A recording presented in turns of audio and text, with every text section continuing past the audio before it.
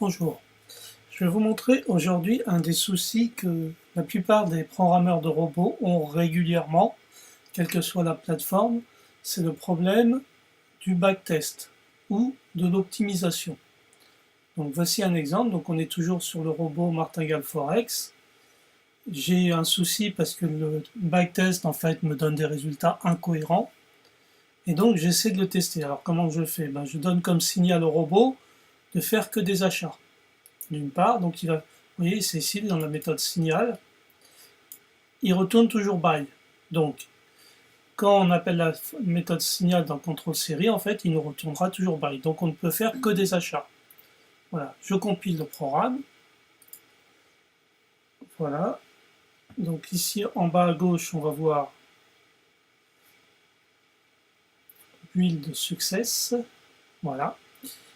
Et maintenant, nous allons passer donc sur FX Pro. Bon, je suis passé à FX Pro pour les backtests parce que d'une part, les spreads sont plus petits par rapport à la plateforme CTrader et CAlgo Direct. Les spreads sont à peu près 2 fois moins élevés, ils sont à peu près de 0,6, 0,7 en moyenne. La contrepartie, c'est les commissions. Les commissions sont supérieures. Par exemple, sur Euro-USD, les commissions sur FX Pro, ils sont à 45. En fait, un peu moins. Moi, j'ai mis 45, mais j'ai calculé que c'était de l'ordre de 42, 43. 45 pour avoir une moyenne. Alors que chez CTrader, ils sont à 30. Donc en fait, si on fait le bilan, on va payer plus de commissions. Donc là, sur un lot, on va payer 1,50 € de plus sur l'achat, 1,50 € de plus sur la vente, en cas d'achat bien sûr. Donc ça fait 3 € de plus. Mais notre spread étant réduit d'environ 0,5, en fait, on s'y retrouve. 0,5 de réduction sur un spread, c'est à peu près 5 €. Sur l'aller-retour, ça nous fait économiser 10 €.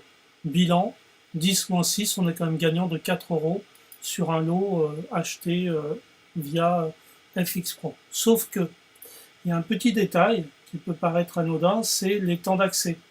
J'ai constaté, mais ça peut venir aussi de l'endroit où je me trouve, du serveur sur lequel je suis connecté, c'est que les temps de réponse de FX Pro sont nettement plus élevés. Des fois, c'est 10 à 15 millisecondes de plus que CTrader. Ces 15 millisecondes de plus, eh bien, c'est le slippage. C'est-à-dire que quand vous allez donner votre ordre d'achat ou de vente, il y aura un slippage de 15 millisecondes et le cours aura varié suffisamment. Donc finalement, ce que vous avez gagné au niveau du spread, et puis voilà, au niveau du spread, vous le perdrez au niveau du slippage. Voilà, mais à vérifier quand même sur, euh, sur le long terme, sur un temps un peu plus long. Voilà. Je reviens au sujet, donc le backtest. Donc là, je fais le backtest. Donc j'ai mis comme paramètre capital de départ 100 000, c'est-à-dire un lot, et les commissions 45 par million, c'est-à-dire 4,50 € pour un lot. Et j'utilise les ticks à partir du serveur de FX Pro. On ne peut pas faire autrement d'ailleurs. Hein. Ils ne nous permettent pas d'utiliser nos propres ticks. Les seuls trucs qu'on peut utiliser, c'est des M1 dans un CSV, dans un fichier CSV, ça fonctionne, j'ai testé. Mais dès lors que vous avez un robot qui fonctionne en tick, vous êtes bien obligé de passer par le tick data du serveur. Donc vous êtes dépendant du serveur. Et d'autre part, quand vous faites votre backtest, vous devez être connecté. Voilà, donc autant vous dire que c'est pas de bonnes conditions de backtest parce que vous contrôlez rien. Vous savez pas ce que le serveur vous envoie, vous savez pas si le serveur vous modifie les données en cours de route, ou un jour il vous donne telle donnée, un autre jour il vous en donne d'autres. Donc c'est très difficile de faire des comparaisons vu qu'on n'a pas un référentiel stable. On ne sait pas en tout cas s'il est stable ou pas. D'après moi, il n'est pas stable du tout.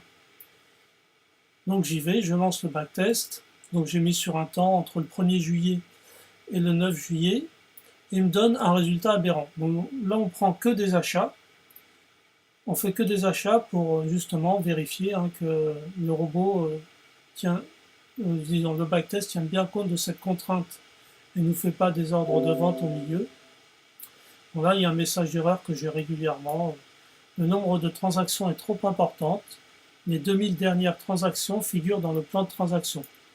Donc ça, je pense que ça veut dire qu'en fait, sur ce graphique, les 2000 dernières transactions ne sont pas affichées, mais par contre, elles se trouvent dans l'historique. Donc c'est pas rebutant, voilà. Par contre, ce qui est vraiment embêtant, donc là, on va suivre le cours. Donc là, par exemple, on a fait un achat, ça a descendu, donc on est perdant. Voilà, vous voyez en haut sur le graphique, je je vais peut-être l'agrandir un peu. On voit en fait les positions, donc ça c'est intéressant, on voit sur le graphique.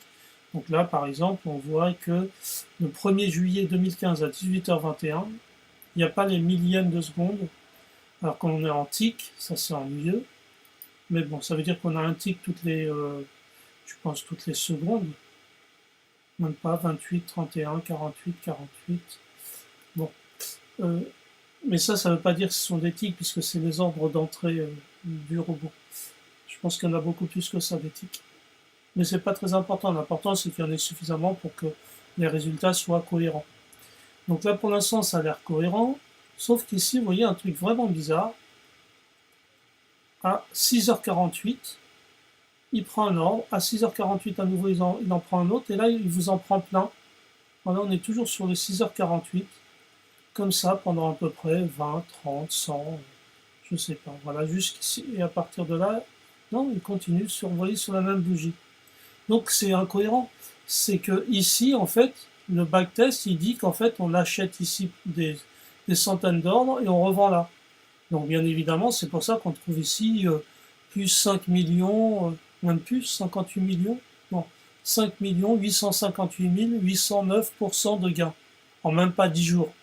Ça va pas, c'est pas cohérent, ben, c'est normal le résultat. Le backtest n'est pas bon. Il vous renvoie des résultats comme ça. Donc on continue et c'est du même acabit vers la suite. Voilà, on est toujours sur, voilà. Là on a changé de bougie, là ça paraît cohérent, et là à nouveau ça recommence. Voilà. Pas oublier que ce robot ne peut prendre qu'une seule position à la fois. Donc là on voit bien qu'il a pris à la même seconde des dizaines de positions identiques avec le lot. Non, les lots sont différents. Voilà, donc il y a un problème dans le.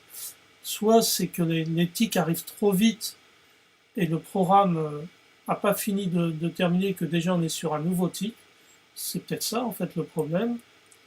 Et donc c'est un problème de réentrance du code que j'arrive pas à résoudre. Hein. J'ai essayé de le résoudre en mettant un booléen juste avant d'appeler le code et de tester si ce booléen est vrai ou pas avant d'entrer dans la boucle. S'il est faux, ben on ne rentre pas dans la boucle, donc ça évite de traiter des tics, alors même qu'on n'a pas fini de traiter le tic précédent. Mais ça ne marche pas. Vous voyez, on est vraiment embêté parce qu'on ne peut pas tester le robot. Le robot, on ne peut pas le tester du tout. On est embêté là, franchement, on ne sait pas du tout quels sont ses résultats, puisqu'il nous donne des résultats incohérents. Alors, je n'ai même pas essayé l'optimisation, mais c'est du même acabit. Voilà le genre de soucis auxquels sont confrontés les développeurs de robots lorsqu'ils veulent faire des backtests. Alors, on pourrait dire qu'il suffit d'utiliser une autre plateforme. On pourrait utiliser MetaTrader. Le MetaTrader, c'est pareil. Il ne nous donne pas de tick data, donc on est limité, on ne peut pas tester nos robots. On peut se tourner aussi vers d'autres plateformes payantes pour tester des robots, mais là à nouveau on est confronté à des versions de librairies qui ne sont pas les mêmes. Il suffit simplement que ces algos changent de version et d'un seul coup la plateforme sur laquelle on faisait nos tests ne fonctionne plus. Donc voilà, on est vraiment très embêté.